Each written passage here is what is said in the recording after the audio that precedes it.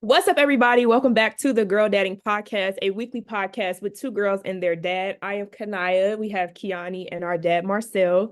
And we come together once a week to talk about topics, events, subjects, anything of the sort that affects the father-daughter relationship, but more specifically, giving you insight into our relationship with each other as sisters, our dad, and how we view the world through those lenses. And so we have part 2 of our Rites of Passage episode. Let's get into it. All right, y'all, let's get it. So moving on to driving. I equate driving with walking. You know, the first year or so of your lives, in order for you to get anywhere, someone had to carry you. Truth be told, I got tired of having to carry you everywhere. And so I was very excited when you all started walking. And I remember where each of you were when you took your first steps. Kanaya, we were in the house, in the basement. And we had a treadmill then, and your mother and I were sitting on the couch, and somehow you were near the treadmill, and then you just started taking some steps toward the couch, and you took about 3 or 4 steps. You were 11 months old. And so at that point, I'm like, okay, here we go. Now we cooking with gas. Now we making things happen. That makes sense because I was born in the 11th month. So yeah, it was October. I was excited. I'm like, yes, we getting somewhere now. Kiani, it was in June before your first birthday, and we were at my friend Keisha's house, and we were in her basement, and you were sitting on the floor, and you stood up, and then you started walking. So I was super excited about that as well. I'm like, man, this is right up my alley. And so now that both of you are standing strong, and you know, all those weeks and months that you were in walkers, it's paying off. I got this huge adrenaline rush. I don't have to carry you girls everywhere. And then I realized, well, if I'm waiting for you to walk, that's an even slower time. So it's probably more efficient for me to pick you up and carry you. But I was excited about it. I am similarly excited about driving. Well, now you've been driving for 3 years now, but as I said earlier, I'm so pleased and so thankful. Oh my God. Bye. That Kiani has embraced the driving privilege she has. So I want to talk to you first, Kanaya, about you driving, you learning to drive, you wanting to drive, and just pick your brain about, you know, what that time in your life was like, how I sort of pushed you in that direction, and what are some things that you can give to your sister as she now becomes more regular in her driving. Okay, where am I starting at? Wherever you want to. Well, I started driving. Start on the golf course. Okay, so my dad he enjoys golfing.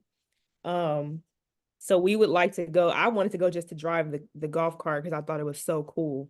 Driving used to fascinate me because I would be like, how do you make the car do these things with what you have in the driver's seat?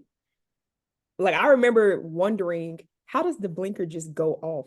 Like, you don't touch anything. You turn it on, but you don't turn it off. So stuff like that, I will be watching him drive, or my mom or anybody, and I'm just like, wow, it does that. I want to know how it does that. But the golf course, we used to love to drive the golf cart. I was pretty good, I would say, when he started letting me drive that. Starting to drive a car. I took range in 2019. I got my license in 2020.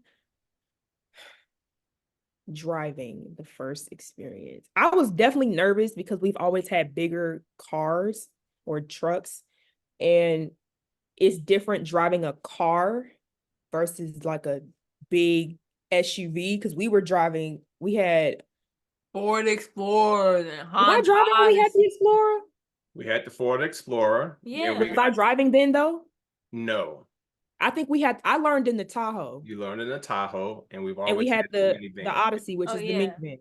Right. So that was my first experience. And so naturally, you have to be spatially aware. Then the size of the car, because that impacts your lane spacing, your parking, You're uh, turning Everything. turning. My first car that was mine was a car. a So sedan. naturally, when I started, right, a sedan. When I started driving my own car, it was much easier in some respects because it was so much smaller. So I didn't have to, okay, I'm about to run over something because the back of the car is like way back there. And, I'm up here. So driving was nerve-wracking at first because I I like to be in control. I don't like when I'm in something or doing something and I don't have the say over the outcome of what this is. So I'm like, I need to know, how to maneuver properly. So it was nerve-wracking because it's like when you get in a car, you're driving your car and they teach you how to drive aggressively and how to drive for others. But essentially, that means you have to be processing what kind of decision will this driver make. You're not driving their vehicle. So having to get through that mindset was, I don't think it was hard. It was just new and it was intimidating because unfortunately driving is something that can be fatal if something, drastic happens. And so having to process through that mindset of, okay, not allowing that to kind of cripple you because when you focus too much on that, then you drive with anxiety. But I was excited to drive, and once I got comfortable, because I don't, again, being the older one, I don't have a me. When Kiani wanted to go places, she would just come ask me, and most times I'm gonna say yes because I don't really have a real reason to say no unless I was actually busy. So with me, it was just like, okay, either you gonna have to figure this out or you're gonna be at home. And I remember when I started driving, I started working more. So I'm like, the car is the key to everything I need to be right now. So learning to drive was fun for me. It still is fun to me. Um, it is definitely the foundation on my life on which my life runs right now because I can go where I want to, when I want to go, how I want to go, with whoever I want to go with. Because when I'm ready to go, I can leave or whatever the case is. And so I was super excited to learn how to drive. And I got to learn in the summer. So I was pretty good by the time the winter came around because winter in Chicago is going to be snowing and there's ice and it's cold. So that was, I got lucky on that one. But, driving is a pretty cool experience for me. It was neat for me, and the reason why I wanted to have you start on the golf course with the golf course stories was because it did two things. A, it gave us time to spend together, doing something leisurely. Um, it helped us. It enabled us to get outside. We Yeah. were outside enjoying decent weather, but also I knew it was a safe place for you to learn the basic fundamentals of driving a golf cart, learning how to use the brake, the accelerator, and the steering wheel. You already are very coordinated, both of you are, because you dance. And so I knew your hand-eye coordination, hand-eye foot coordination would be good. But it was a safe place for you to learn how to stay in your lane. When the golf courses have cart paths, for you to stay on the cart path, to not veer over onto the grass, because that's teaching you to stay within the lines when you get onto a street. You're learning how to control your speed. You're learning how to turn under control. You're learning how to stop. You're learning how to go in reverse. So I knew the golf course was a fun, safe, interactive place for both of you to learn how to drive. Your sister has some different stories. of golf course driving, and so I'll let you tell those now. Okay, so I've never been like eagerly excited about driving. When I'm in the car, I'm not like, I was never like, I'm like, oh, certain things were cool, but I was never like, oh, I wonder how that works. That's just not me. I'm more of I take car trips and car rides as a time to kind of relax. Like if I'm in the car, I generally want to listen to music or I have my headphones on because I like She's that. not the one driving, basically. Yeah, I Correct. like the, So she's napping. yes, I She's like, getting chauffeured. Right. yes. Ubered. So like when we would go Right. golf to the golf course and like Naya would be driving, I would just sit in the middle and just let the breeze kind of. It's like it was just a fun experience. So when I started driving, I'm like, this is whack. Like this is terrible. My golf course stories are much different from yours. I've run over a couple bushes. I've hit a couple signs, but like everybody has moments. Like okay, like to be quite honest, the bush thing was okay. It was like I don't even want to say that's like 100%. I'll say 90% of the fault for that, but like it Who's was gonna take the other 10%? that bush. Right, the bush. He's been sitting there Yes, for the how bush gonna long? have to eat. He gonna have to take the L on that one. Cause like, come on, like Oh, who puts stuff like that near places where golf carts move? Like, I mean, like Yeah, who puts bushes in grass and not in yeah, grass? right. yes, The like same that's way they so have trees on the side of the road. Like, exactly. That's so weird. Like, who does that? But yeah, I've never been too just like, oh my goodness, I get to drive, yay! But like I said, it's a rite of passage, so I had to learn. I did range starting in January of 2023. So it was snow on the ground, it was icy, it was wet, it was cold. Like I never forget the first day of range, we had to wait while they cleared the pathways for the cars to go. Mind you, we were standing outside. So I'm standing there, I'm like, so I gotta drive, it's cold. There's a lot of cons to this pros thing, y'all. Like, this is not cool. So then we get in the car, and the car I get in, the heat ain't working. Man, and then they had us rolling the windows down. So my driving is just like every time like the idea or the happening of driving has occurred, it's not good for me. But as time went on, I got better at it. I passed range with an A. So like when I got the way Chicago is set up, if you pass range, you get a waiver. You don't have to take the driving test at the DMV. So I didn't have to take the driving test. So I got my license. After I got my license in August, came back. I still wasn't doing much solo driving on my own. Still having them take me places. I mean, I had the license, so like when people ask, I tell them, "Yeah, girl, I got my license. You driving? No, ma'am." right. And then I want to say, like every once in a while, I would drive to school, or I would drive home from like rehearsals and stuff like that, or I would drive like to our uncle's house, or like I remember when I went home to visit, I drove myself to the airport with him in the car. But now, like since December, I've been driving places like by myself. So now I'm getting used to it, and I'm finding a style of driving that's comfortable for me. I listen to music when I drive. Like I can't drive in silence because I notice like when I'm in silence, I think about it too much, and like in the sense of like thinking too much into driving, that's when like you get nervous and you start to make little mistakes. So now I drive with something playing or something. I have to have noise. I'm like that outside of driving, but I'm finding what works for me and what's helping my driving. And I will admit that's one of the struggles I am having. You need a distraction while you're driving, and as a beginning driver, that may not be the best. Yeah. Because most people would say you should have your complete focus on the road.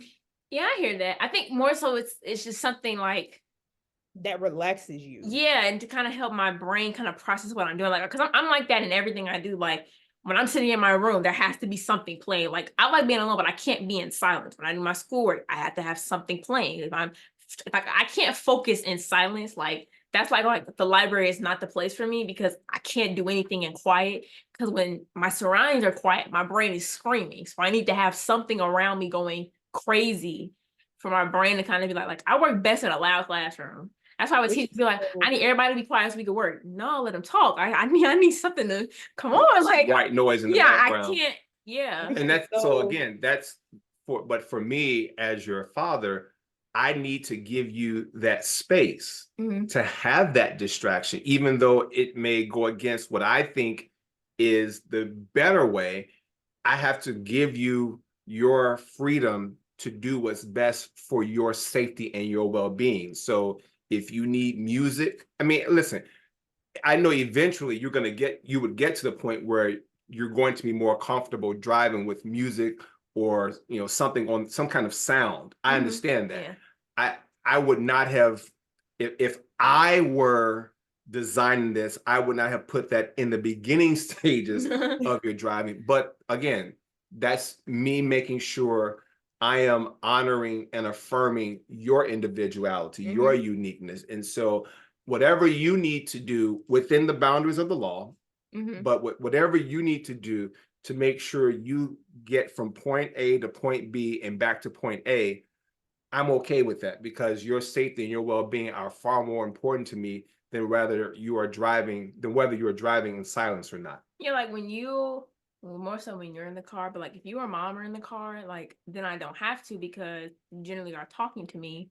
So I have something to kind of listen to. Granted, my responses are probably not gonna be a story because like I'm trying to drive and listen, but it helps because I have something to kind of focus on. When I drove by myself to school for the first time, you recorded it. I think you recorded it, right? I did. I was leaving, but I didn't leave because I was like, I need something to listen to. So I sat in the car for like 5 minutes to hook I up do the same thing. the speaker, and I'm like, I need something because like we going to school, like I need to get lit. No, this chick's experience, Kanaya, was like I didn't know that about her. So when she left the door, when she walked out the door to go downstairs to the car, excuse me, I'm in the window because I want to record her leaving. I did the same thing with you, excuse me. So I'm in the window and I'm recording, and like 2 minutes have gone by and she hasn't moved. And so Me. I'm like, what's going on? What's happening? Why did she lose something? Can she not turn the car on? And then all of a sudden, because the shot that I have of the second floor window can see into the windshield, so I can see her body. I can't see her face, but I can kind of see her from the chest down to where the steering wheel is. She's not really moving, and all of a sudden, she just breaks onto this dance. Yeah, Yeah. it was Drake. It was Drake. Listen, you gotta have I a was, that's I was, me. I'm going down the road. I'm like, yo, this is okay. I spend time in I'm the car, just in the car. Like I'll get in the car to go to class. I'm like, okay, do I need what kind of music? What's yeah, it's happening like today? Like where am I going you before gotta I even find the go anywhere? vibe. Like, What's so funny is that's a key difference. I love silence is like amazing to me. yeah. Not often, but I will sit in my house, in my car. Cause sometimes, or at least with me, I'm doing so many things. Silence is when I can get myself to be still. Mm-hmm. Cause sometimes I get overstimulated. I'm like, too many people talking, it's too much, it's music going on. Hush. So I can just hear my own self. Oh, okay. Like I find I can't concentrate with music. Like if I need to study or get an assignment done, it's due tomorrow or tonight, whatever. I Yeah, need like quiet. it's just like that, like like sometimes when you're driving and like some happen and you be like, okay, I gotta lock in. Like Right. on my Like first expressway drive by myself, I had Jesus, but I'm like, okay, I can't put on no drink. Like I need the Lord to be in the car. I remember I was on the expressway trying to merge, and in the midst of the emergency, somebody just like, because I was looking, he was in my blind spot, and then he just started speeding up. I was like, oh, okay. I had to turn the music down. I said, I gotta lock in. Hold on. I got to hold on. I had to turn the music down. I pressed pause. So I said, hey, Siri, can you pause right quick? Sorry, girl. I need to focus. Both right. hands on the wheel. I'm like, 10 and okay. 2. But Like, driving taught me patience because how I used to drive versus how I drive now is completely different. And so I had to be, 4 years in, I'm like, okay, so it gets better. It just takes a lot of time. It also, like, you got to drive consistently. My first 2 years of school, I didn't have my car with me. So I'm yeah. spending 4 months at a time not getting behind a steering wheel. Mm-hmm. This is probably this past semester is the first semester I have my car with me. So I'm in the car every single day because I have to go to campus and go back home or whatever else is going on. So when you drive more, it gets better. And then, things just Yeah. get It's definitely muscle memory. Like now I'm noticing like an instinct. an instinct, like my instincts start to just kind of, do what they do. Like it's times I'm noticing my switch and I'm like, oh, you all right, I didn't even get that. Right. Oh, yeah. And you're like, okay, I'm Okay, catching girl. on.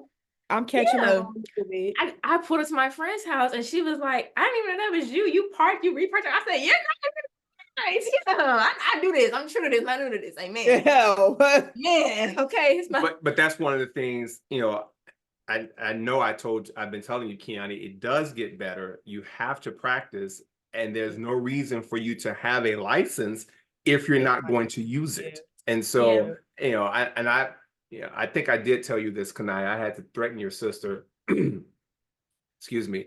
Now that she has her license, if she wants to go somewhere, she's got to take herself because I'm not taking her anymore. So now she's learned how to walk. Go ahead. Because Kiani Kerr has the busiest schedule I've ever seen for somebody who just started driving. I mean, this chick is everywhere.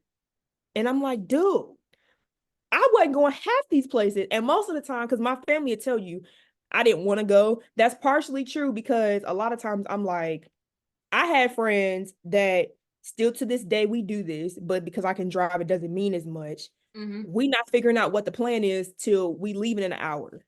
And so if I need somebody to take me where I'm trying to go, they need more than an hour. So most of the time I'm like, I'm not even about to ask because y'all don't know what time we going, what time we leaving. And the people that's taking me need to know that before today. Quite literally. So, especially like how you and mom kind of are set up. Y'all, especially mom, she doesn't like anything last minute. So like I am my mother. The worst thing ever when you're texting and people don't respond or are answering what you're asking. Hey y'all, what time you're trying to go? We don't really know yet. We're still kind of thinking about it. Can we think a little faster, please? Well, we don't even know if we want to go here or there. Well, can we think a little harder? Kiani, why are you in such a hurry? Because I can't take myself, please. So do all of your friends drive on their own? Yes, all of my friends either drive on their own or they have people that will drive it. Like Gabby drives on her own. Carly, Nadia, all of them drive on their own. And then my friend Willa just got a car, so now she drives. So all my friends drive. And then it was just me. And I'm like, oh. So you need better friends who can come get you then, is basically what you're saying. Well, I don't know how the thing works. I know a couple of my friends can't have other people that aren't related in the car. Like I know me, like I can't drive anyone until I've had my license for 6 months. So I'm not trying to be the person like, I'll go to police, ain't gonna pull us up. Come get me. No, don't be that person. Exactly. So I'm trying to respect people. But and yeah, what parents say. So much so to this day, I'm like my mother. I'm like, I don't tell me the day of because most times I got something else I'm trying to do. Even if it's homework, I've already planned this assignment needs to get done tonight. So if you trying to go, now I'm like, so when am I do this assignment or whatever it is? So yes, when I was younger, I'm like, I didn't ask to go anywhere. And so when Kiani started, I'm like, dude, you go somewhere every day. Like that's why I would start asking Naya. Single day. And every I would day. Yeah.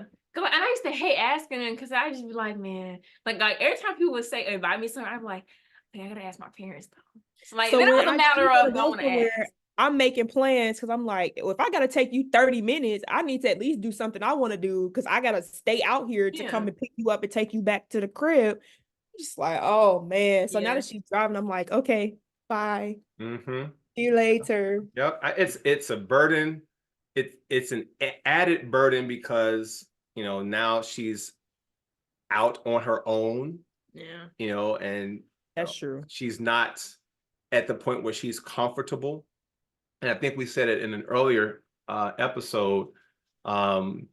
You still have you've learned pretty well the science of driving. Now we need to get your artistry of driving up to speed. And once you master that, I told both of you girls, listen, driving fundamentally is knowing that the brakes work and the steering wheel works. And so as long as you can stop when you want to and you can turn when you want to, everything else is secondary. Once you have that confidence, you can stop the car or the vehicle when you want it to stop, or you can turn to avoid things.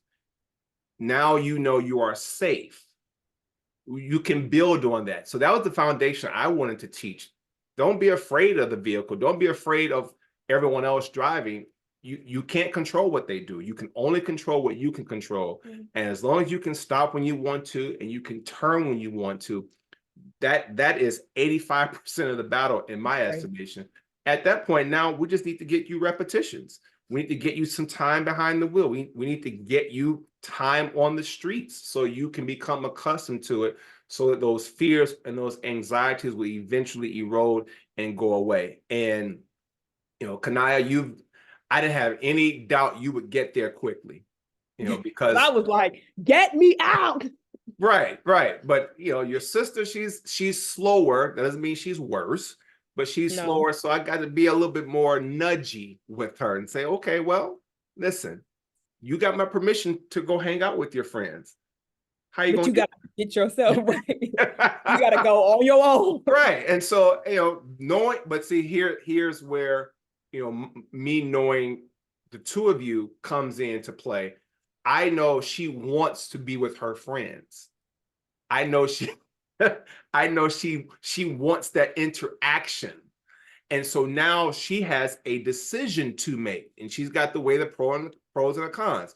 Is she going to allow her irrational fears overtake her want and maybe even her need to be with her peers? Or is she going to allow those fears to lay low and that desire to be with company overtake that? And it is working. Yeah, of course. I mean, she's a teenager who loves the social scene. I already know how that movie's going to end. She didn't know how it was going to end a couple of months ago, but she's getting the picture now. And one of the beautiful things about being a parent, and obviously I didn't know it when I was a teenager, but I'm seeing it in spades now, is and I've tried to do this with you girls as long as you've been able to kind of process it and comprehend it. When I tell you something that's going to happen, and I can see in your faces and hear in your voices your skepticism about what I say, and then when it comes to pass, and then you all get that epiphany that says, oh yeah, my father knows what he's talking about. My mom, or even when it's with your mom, my mom knows what she's talking about. I mean, when you have kids, you're gonna say the same thing. My parents said it to me. I said it to you. It's just something that goes from one generation to the next. Your parents are not idiots. They've been there before. They know what they're talking about, and we as children don't want to admit it.